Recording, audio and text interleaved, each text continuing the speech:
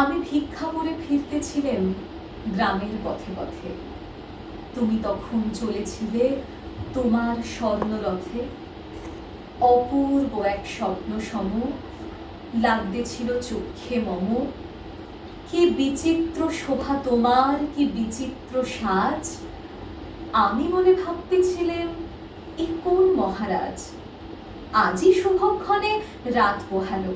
ভেবেছিলেম তবে আজ আমারে দ্বারে দ্বারে ফিরতে নাহি হবে।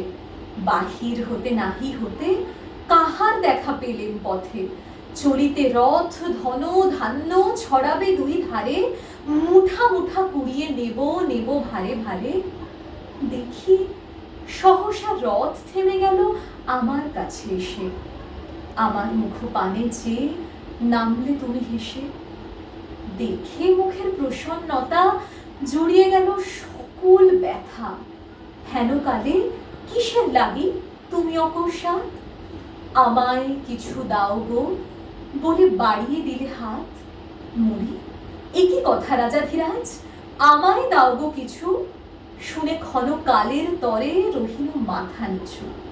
তোমার কিবা অভাব আছে ভিখারি ভিক্ষুকের কাছে? এ কেবল কৌতুকের বশে আমায় প্রবঞ্চনা। ঝুলি হতে দিলেন তুলে একটি ছোট কণা।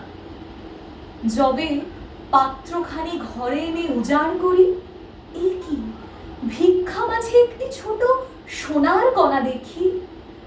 দিলেম যা রাজ ভিখারিরে, স্বর্ণ হয়ে এলো ফিরে।